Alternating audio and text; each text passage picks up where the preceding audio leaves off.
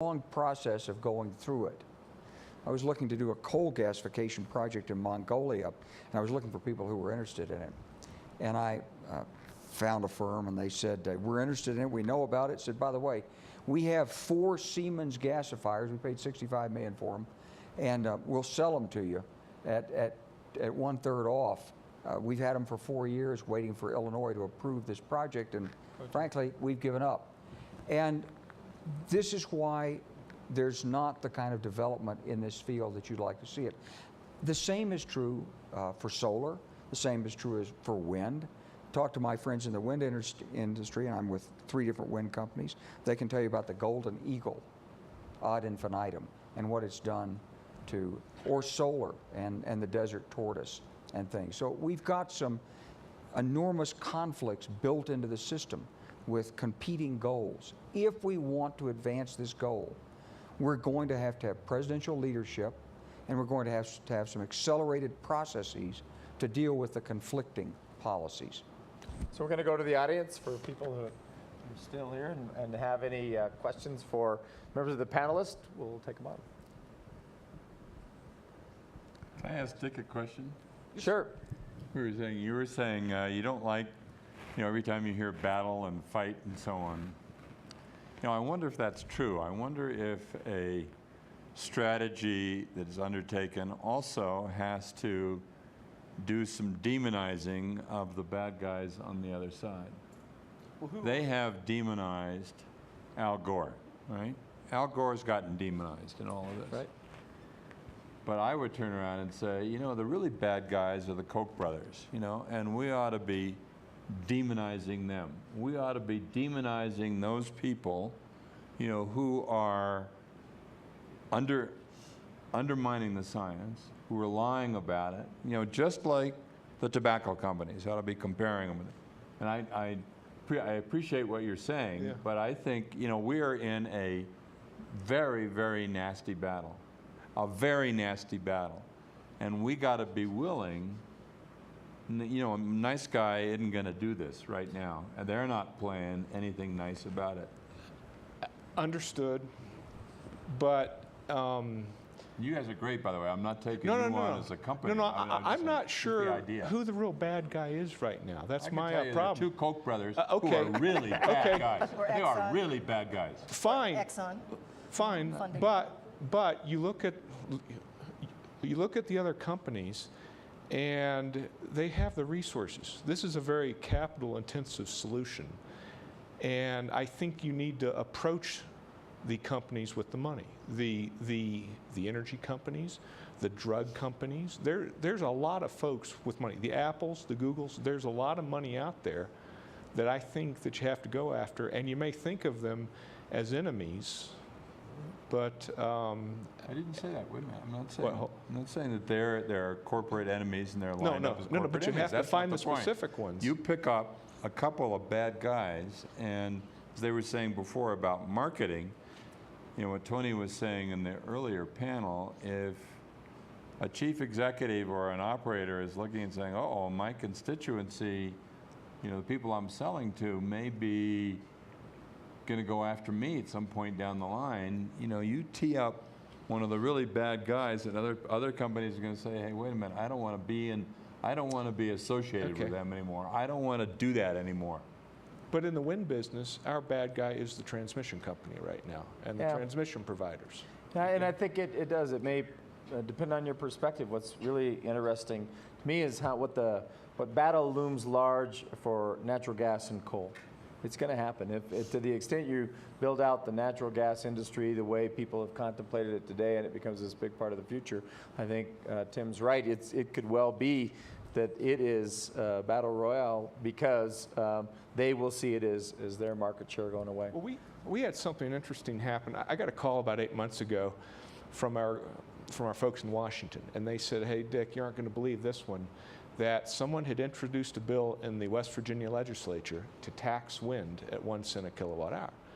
And we have a very large wind farm there. And I said, so what are they going to use the money for? And they said, clean coal research. and it's things like that. You know, I talked about the whack-a-mole this morning, but I mean, it's... Well, who was behind that, do you suppose? We never found out. Well, It no, got I think dropped. Come on. I think this BB Cole illustrates. sitting there big I as think life. this does illustrate the no, point. There will be winners and losers in this. And the coal strategy has to be to start producing liquid fuel from coal. They can do that. Or they can fight in the halls of Congress anything that would otherwise undermine their market share at the status quo. They'll do that They can do also. both. They'll do that also. And, but you know, when you put all the energy people in the room together, they are very conscious of the fact that there are winners and losers. So I know in the wind energy business, we get frustrated with the transmission problems, but it's a lot bigger set of adversaries than that. It's really about, you've got to bring in all the stakeholders, the automobile industries, the people who do the conversions to compressed natural gas, the truck companies who are building the trucks, the big fuel companies, the refiners. Everybody's got a stake in this, and nobody wants to give in on it. And that's why we're where we That's are. what leadership's about. Fred, Exactly. you're looking to ask a question? Yeah, I'm looking at all this brain power and talent up here.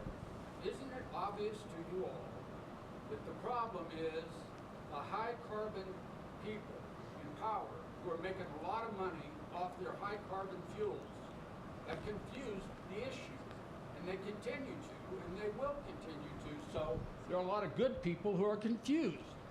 And you pointed out two of them, Tim, but it's the high carbon sources that are making a lot of money off this. Coal is a perfect example. I've been contesting them for 20 years, and they're extremely powerful. It wasn't until just recently we won one battle. Does anybody think it's not high carbon at the core of this? High carbon profitable industries? What do you think? Kelly? Well, I was thinking during the panel on natural gas, and we were talking about trying to, launch this major effort to really quickly, move to our own resources, get off of, foreign oil, or Middle East oil in particular. And it seemed to me that that's a very different argument than solving the climate problem. And it seems to me as well that you need to actually solve the climate problem at the same time that you do that, which therefore precludes massive investment in furthering coal technology, et cetera. We need to put that massive effort into the solutions that use renewable energy that solve both problems at the same time. And I completely agree that the high carbon industries are not going to go down without a fight. It is a battle, and I think there's a distinction between sort of a genuine competitive kind of relationship where it's not evil, it's just competition and whatever. But there is actual evilness going on as well. And when corporations, the high carbon corporations, are actually funding a denial movement which is intentionally misleading and obfuscating, that is a battle and that's a war, and I completely agree with Tim on that.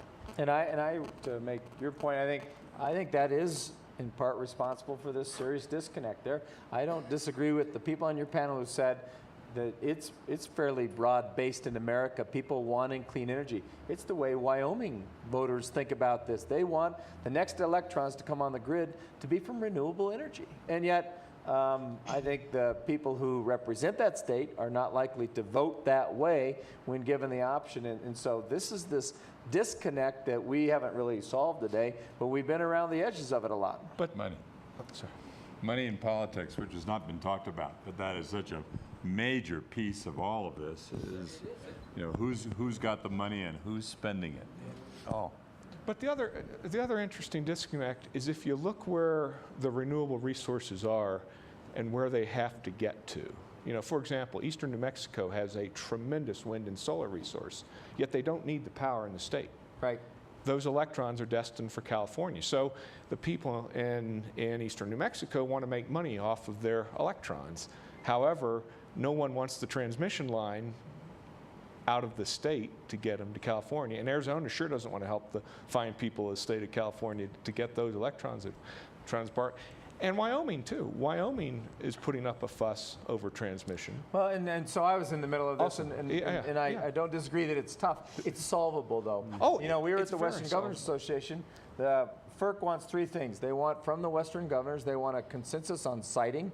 They want a consensus on exchanges and how you sort of do cost allocation among all the people that line's going to travel across, both from a revenue perspective and an expense perspective. We've done that on a variety of things. Exactly. We built a pipeline out of the Piceance Basin called the Ruby. It took a long time to permit. It's El Paso gas, but the fact of the matter is we got it done, and now it's full and it's delivering gas. So it really is solvable, but it's going to take that. The FERC's probably the reason they're able to do that with pipeline, because they have backstop authority or eminent domain authority that they don't have with transmission lines. But you can't solve it state by state. And so Right. what you have to do, back when Eisenhower built the interstate highway system, it was strong federal rights, lower state rights, and so it was easy to build it. If you were to take that same theory and build a transmission line today, it would be very difficult because it's very strong states' rights. And so the Western governors and things like that, that's where you have to start amassing. And it may be a band regionally of that you would folks. do it Yeah, by. yeah. Other questions? Yes, thank you. Just the idea of presidential leadership alone is not going to get it, because there's some impotency to having a president that wants to do the right thing, 80% or 85% renewables by 2035, without a Congress that's going to pass the law that we need. And so I think special interests are always going to do what they need to do, and businesses are always going to pursue their interests, even if they're quote unquote bad. But Congress, on the other hand, is where they need to represent some element of morality and ethics in addition to the public good. And so, but obviously the Congress is probably the worst in this game of anyone. But my question is, what do you all think about the possibility for transformational change coming in the form of direct action and civil disobedience, using the information age, using real professional tactics that were executed like by Martin Luther King, like Bill McKibben is doing in Washington to protest the pipeline from Canada down to Texas? Is there a role for that, for the public to assert itself?